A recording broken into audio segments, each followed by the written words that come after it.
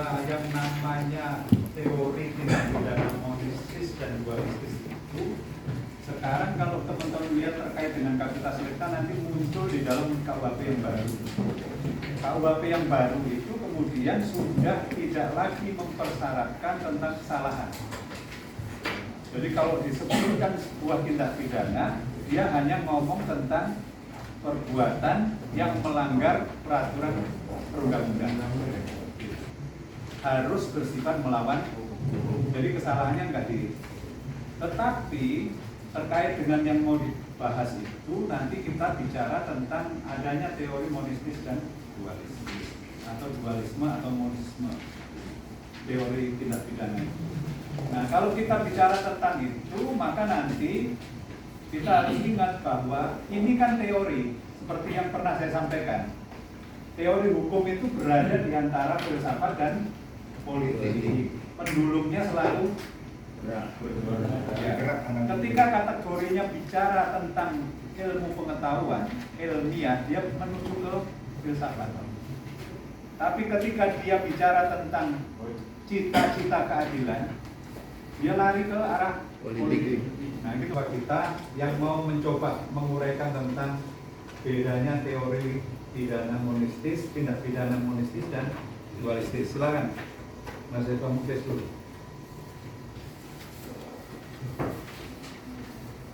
Terima kasih atas waktu dan kesempatan yang diberikan. Jin, di sini saya akan berbicara mengenai tindak pidana. Seperti yang kita sudah ketahui bersama bahwa dalam kita membahas suatu tindak pidana ada dua aliran yang sedikit bertentangan. Di mana ada aliran yang pertama itu merupakan aliran monoisme yang saat ini sedang kita pelajari dan sedang dipraktikkan dalam perkuliahan. Kemudian ada teori yang kedua namanya teori atau berdasarkan aliran dualisme. Kita bahas materi yang pertama mengenai aliran monoisme. Aliran monoisme itu menguraikan tindak pidana membagi ke dalam 5 unsur tindak pidana. Yang pertama adalah unsur subjek atau unsur orang, di mana unsur subjek ini 2 KUHP pasal 2 sampai dengan pasal 9 KUHP. Di sini berbicara mengenai berlakunya hukum itu berdasarkan waktu, tempat, dan orang. Kemudian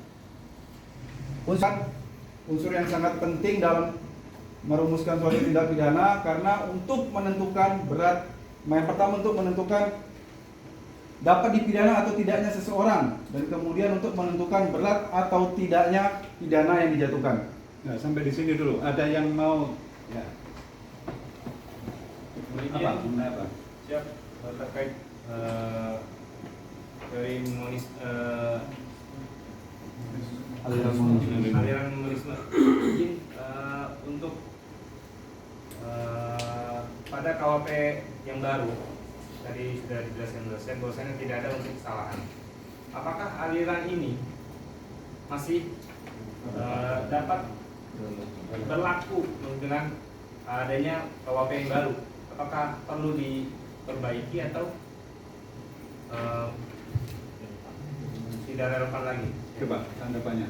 Jin, kalau untuk menurut pendapat saya, mengapa di KUHP yang baru kita dimasukkan unsur kesalahan? Karena pada dasarnya semua tindak pidana itu sudah merupakan adanya kesalahan. Terkait adanya pasal yang menentukan gradasinya itu sengaja atau kealpaan, itu tetap dibuktikan. Karena KUHP kita yang baru ini menganut aliran dualisme, di mana memisahkan antara tindakannya dengan pertanggungjawabannya. Nah, kesalahan itu dimasukkan ke dalam pertanggungjawaban. Pertanggungjawaban itu dapat dibuktikan nanti pada saat di persidangan. Demikian. Terima kasih. Ada yang tanya lain? Jin, mahasiswa ini tanya. Sebelumnya kita sudah pernah belajar tentang mana monisme dan dualisme itu sendiri. Secara umum bahwa di dalam monisme itu bersifat hukuman memang tertera jelas salah satu unsur tindak pidana. Bagaimana dengan menyambung pertanyaan dari mahasiswa Evan? Bagaimana dengan penerapannya di KUHP yang baru, Undang-Undang Nomor 1 Tahun 2023 dengan tentang bersifat melawan hukum ini. Demikian. Lebih ditekankan kalau walaupun dia tidak suatu itu tidak dicantumkan dalam unsur pasal, itu sudah merupakan suatu sifat melawan hukum. Tetapi kalau dicantumkan di dalam pasal, itu harus dibuktikan. Nah, lain halnya dengan ajaran sifat melawan hukum secara material, bahwa dicantumkan atau tidak ajaran sifat melawan hukum material ini bahwa tindak pidana itu sudah bersifat melawan hukum. Dan ada tambahannya bahwa perbuatan yang dilakukan itu bertentangan dengan rasa kepatutan dalam masyarakat.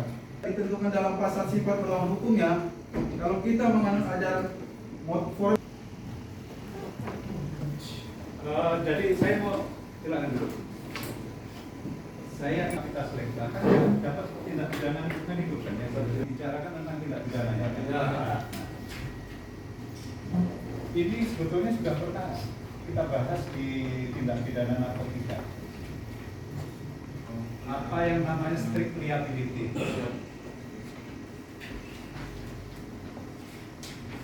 Nah, ini saya mau menyampaikan begini.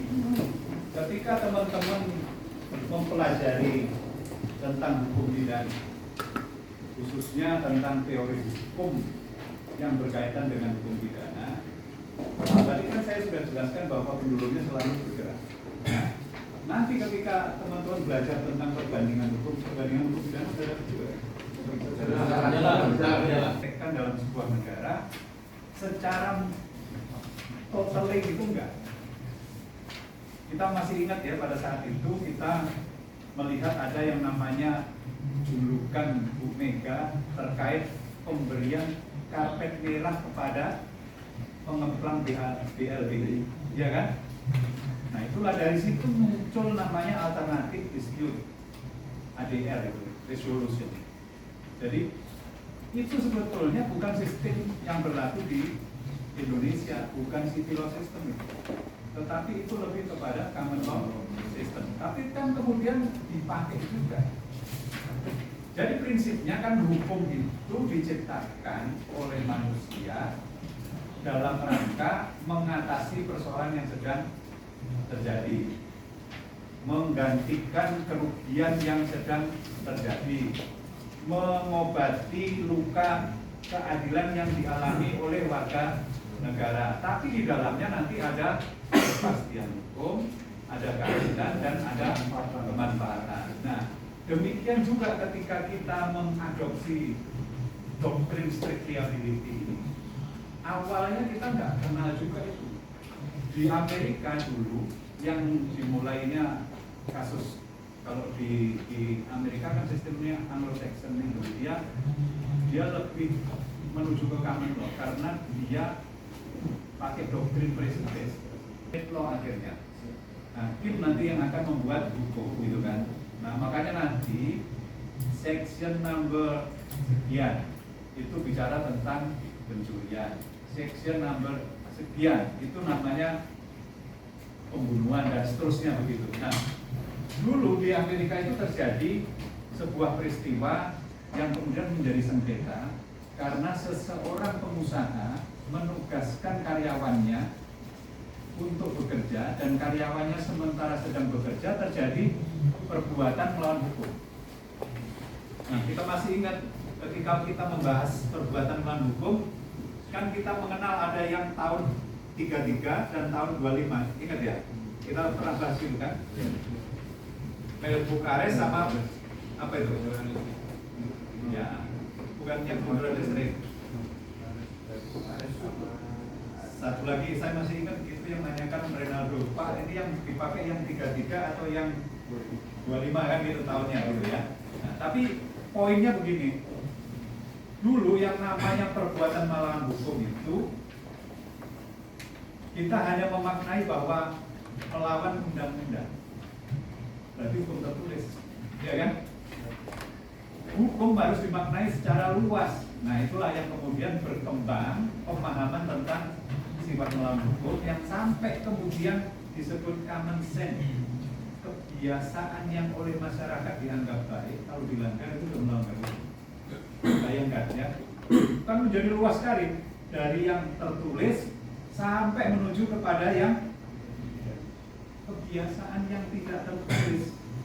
Kebiasaan kayak di kelas inilah. Ada nggak kebiasaan di kelas ini kemudian sementara dosennya ngajar dia merokok? Kan nggak ada kan? Nah, kalau itu dilanggar itu namanya common sense. Yang sesuatu yang biasa terjadi sekarang nggak boleh dilanggar karena itu menjadi ukuran etis dalam ruangan ini gitu.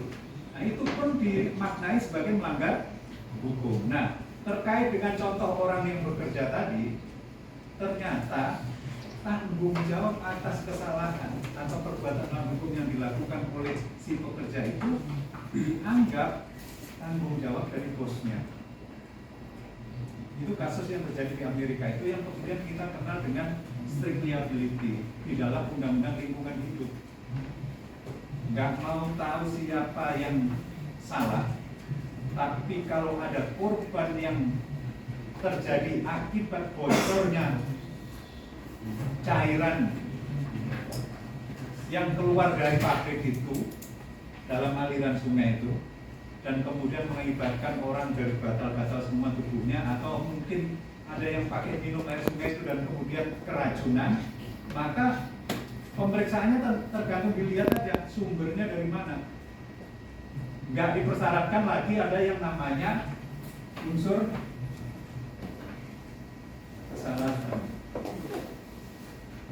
Inilah yang namanya doktrin strict liability atau yang biasa dikenal dengan namanya tanggung jawab mutlak, absolute responsibility. Itu ya. Pasangan ini namanya apa? Vicarious. Nah, vicarious liability itu adalah tanggung jawab itu yang contoh tenaga kerja. Misalnya tugas saya adalah sopir dalam kantor ini. Sepanjang saya menjalankan fungsi saya untuk pekerjaan kantor ini dan kemudian saya mengalami. Nah, pertanyaannya sekarang, karena kita kan jam mata kuliah pembedaan ini nggak banyak, bahkan ini mau diperas lagi katanya hanya 4 SKS. Bayangkan kalian hanya 4 SKS belajar hukum pidana, luar biasa itu kalau bisa. Maka kalian harus baca, banyak baca. Nanti cari pasal-pasal di KUHP yang kemudian bisa dimaknai bahwa KUHP kita ada kaitannya dengan doktrin strict liability dan vicarious liability. Selain undang-undang lingkungan hidup juga dipakai untuk corporate responsibility, tanggung jawab korporasi. Nah itu mulai, meskipun kita lihat di hukum pidana kita di KUHP kita yang baru, KUHP nasional, sebutannya yang paling yang baru itu sebut KUHP nasional karena produk bangsa Indonesia. Kalau yang KUHP yang lama itu masih peninggalan belanda, meskipun dengan perbaikan-perbaikan. Jadi bagus kalau kita sebut KUHP nasional gitu ya, karena berlaku secara nasional dan dibuat oleh dulu sejarahnya hukum pidana kan juga terkotak-kotak untuk Madura, untuk Jawa kan gitu ya. Tapi kalau kita sebut yang KUHP kita nomor 1 tahun 2023 itu udah kita pasti. Misalnya ya, asal saja dia sudah ketempatan di mejanya ditangkap pada saat pemeriksaan, ditangkap ada narkotikanya, dia nggak ngomong lagi salah dan benar. Ada di mejanya. Nah, tapi ternyata dalam sebuah putusan malah di pengadilan militer yang saya lihat ada yang dibebaskan oleh majelis hakimnya, dilepaskan dari segala tuntutan on slap. Kasusnya itu dia menyimpan obat di lacinya dari pemberian. Kayaknya pernah kita bahas ya. Saya nanya. Ya, seperti itu ya. Dari pemberian temannya, katanya obat sakit kepala, tapi karena dia nggak yakin itu obat sakit kepala, disimpan tapi nggak dipakai. Dan dia bisa buktikan bahwa dia hanya menyimpan dan tidak memakai. Tapi permasalahannya kan undang-undang narkotika menyimpan saja sudah tindak pidana.